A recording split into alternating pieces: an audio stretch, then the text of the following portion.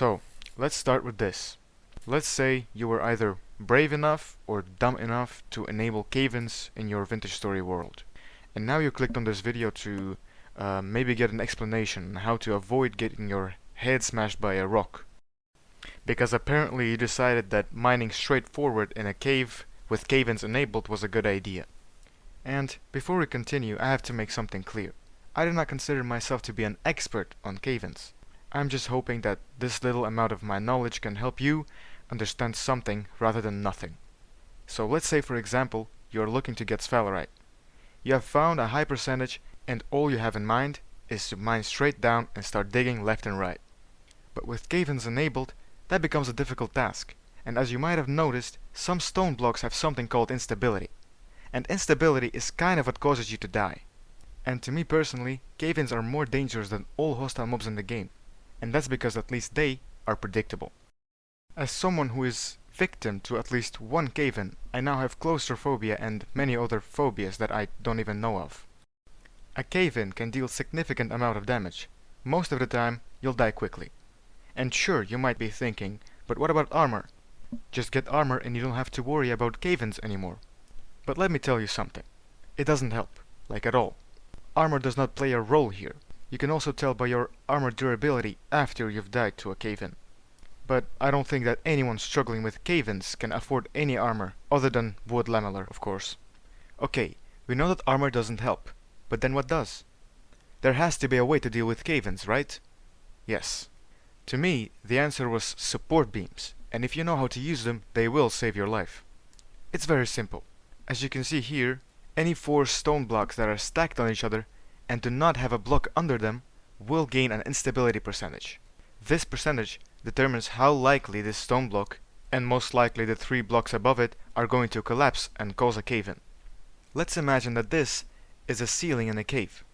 It being 1 block wide gives it just a bit of instability, and it just so happens that you found some ore in this ceiling. You could mine it, sure, but then you would be risking a cave-in, and the wider the cave, the higher the chance of said cave-in, if you mine the ore. Right now, the chance is small, yes, but a risk is a risk. You should always understand that. And now, you stand there, rethinking your life choices while staring at this bit of ore. You remember that you brought a stack of support beams. How thoughtful of you. Something that is very important to know about cave-ins is that if a block has a 0% instability, it just means that it is safe to mine. And fortunately for us, support beams do exactly that. Placing a support beam under an unstable stone block removes the instability of that block and other stone blocks in a 1 block radius. And that makes it safe for you to mine now stable blocks. Support beams are crafted using a saw and debarked log of any type. To debark a log, however, you will also need an axe and a hammer. The axe can be made of flint or a different stone strong enough to make tools with. The hammer, on the other hand, can only be made of metal, such as copper. Now you crafted some. And now to place it, you will need to right-click on the unstable block and drag the support beam to where you want the other end of it to be.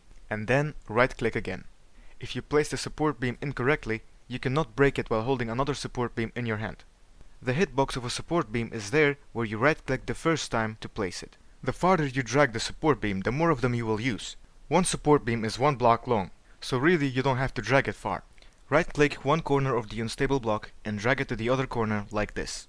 So not diagonally. Or you could just place a dot like this if you wanted to. It all has the same effect. There is no actual difference except how it looks and how many support beams you waste.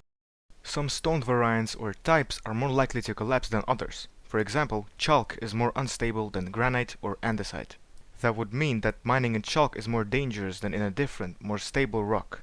The more unstable blocks like chalk are usually closer to surface and are right under the first layer of soil. This is most likely not all there is to know about cave-ins in Vintage Story, but it might be just enough knowledge to help you survive your first cave run. If I missed something or am wrong about something, feel free to correct me in the comments or maybe share tips of your own. Good luck and thank you for watching.